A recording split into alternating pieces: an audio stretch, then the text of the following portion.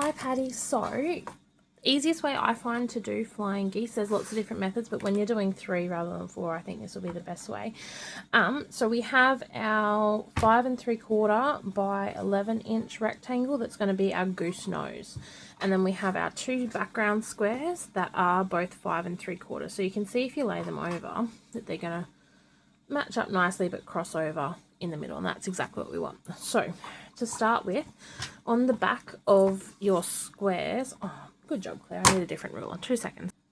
Okay, so on the back of your squares with a rule that's long enough to go across them, we're going to divide them in half with a pencil line lengthwise. So where's my pencil? Simply draw that straight through on both of, come here Mr. Block, both of those squares. Now once we've done that, we're going to sew along those lines and magically create a goose. So if you grab your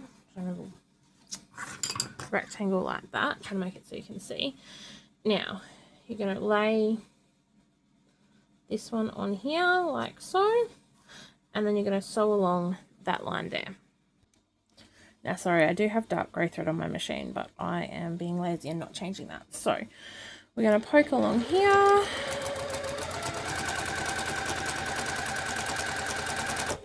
Whoops.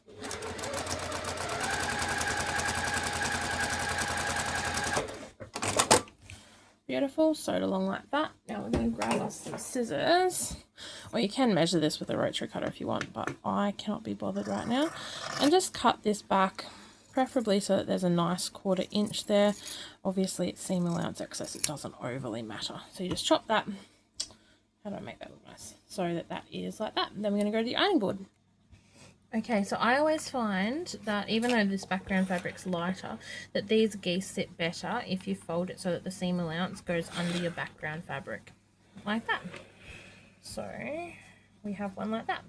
Now from here, on our other end, we are going to lay our goose like this. Now it's important to note where your line's going. So obviously we're trying to create a goose. So if you can picture that that line is going to be the other point, because obviously if you did it that way, we're going to get a wonky shape. That's not a goose nose. So laying it like that so that the pencil line makes your goose nose, and we're going to go sew along that. Okay.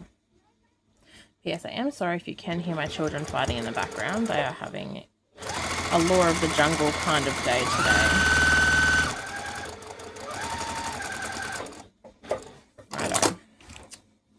So, ta-da, we've done that. Now, a bit, you'll see all my mess. Ah, that's better. I should have done that at the beginning. Sorry. Okay, so we're going to chop along here again. Just grading that seam allowance back. I think mine's a little bit more than a 1/4 inch, but again, it really doesn't matter.